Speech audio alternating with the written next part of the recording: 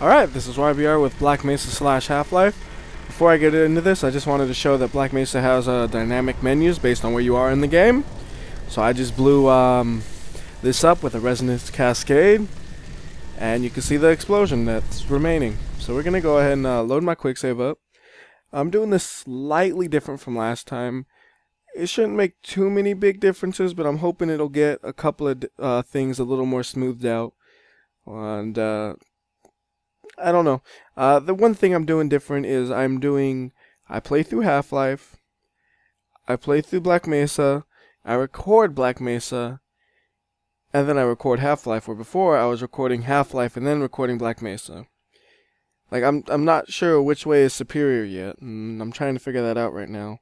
Because it's easier to try to match Half-Life when I'm like saying, hey, look at this, to make a comparison, because like I say, Black Mesa is the one that's the focus. Anyhow, here we are. Over here is still a dead end as before in Half-Life, but it's on fire now. And we got him following us.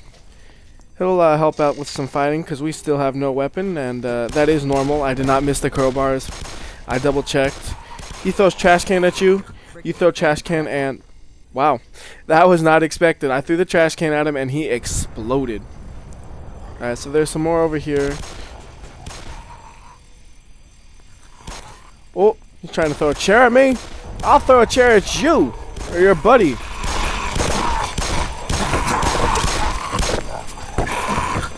Wow, they explode when you throw the chair at them. Alright, where'd he go? Oh, come on. So here's this whole area is pretty much reworked entirely from Half-Life. For the better, as far as I'm concerned. Okay, so I'm gonna try to call for help. You gotta get to the admin office upstairs. There's got to be somebody there who can fix this. Come in, anybody. This is Sector C, Anomalous Materials. We have an emergency situation here. I repeat, we have a code red emergency situation here. Possible biocontaminations.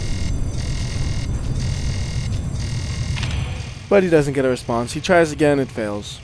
So that's too bad. One thing I forgot to point out, this here is new from Half-Life. And if we go over here, we got this area, which was never available in Half-Life. Usually this door right here is shut. So I might just freeze it looking at that door in editing or something. Anyways, I'm going to grab one of these because if we go over here, right into here, there's a head crab we got to burn. You can actually block his attacks by just holding the flare right here-ish. And he's dead. There's actually nothing in here. It's just you can go in here and it's like, hey, look at this. Now, if you continue on, there is a cutscene type thing. Not really a cutscene, but it's a, like, see?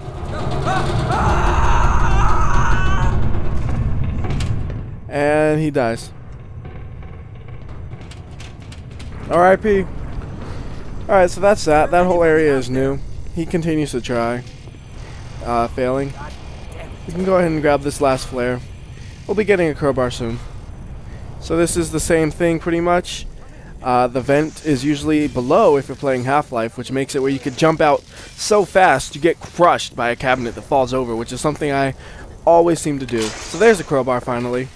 And there was an explosion that made me lose my flare and lagged me a bit because physics is laggy for me because my computer's so old and decrepit, I mean.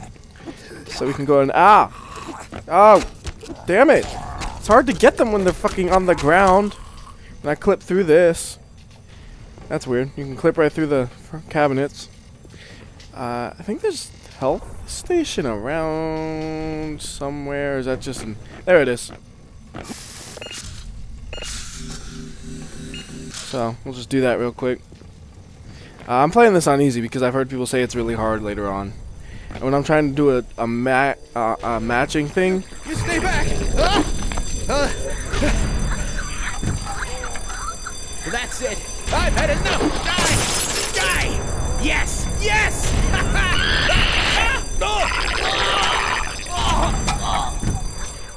Yeah, but when my main concern is syncing this to Half-Life, I don't really want to have to worry about difficulty much.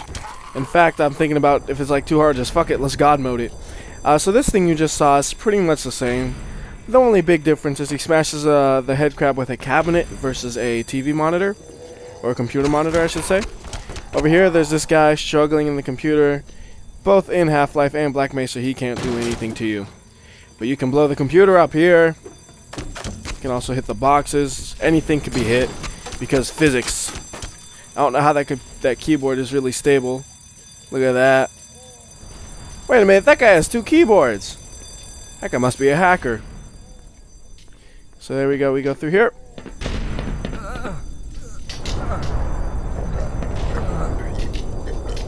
2 dead people. Usually you get your first gun here, but he doesn't drop it yet. In Half-Life, you would have a gun because he would die and drop one. So don't ask me how he killed him, but he has. So over here, in order to open the door, we have to pick up the eye scanner and activate it, and that opens the door. And there's some trash around, nothing special. We're gonna move on.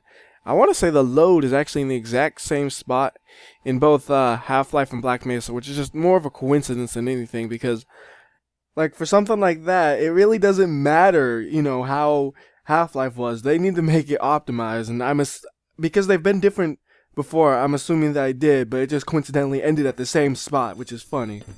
Anyways, I'm ending the video here because after this point, things get a little messy, and it's gonna be harder to sync this up. So wish me luck on these next ones.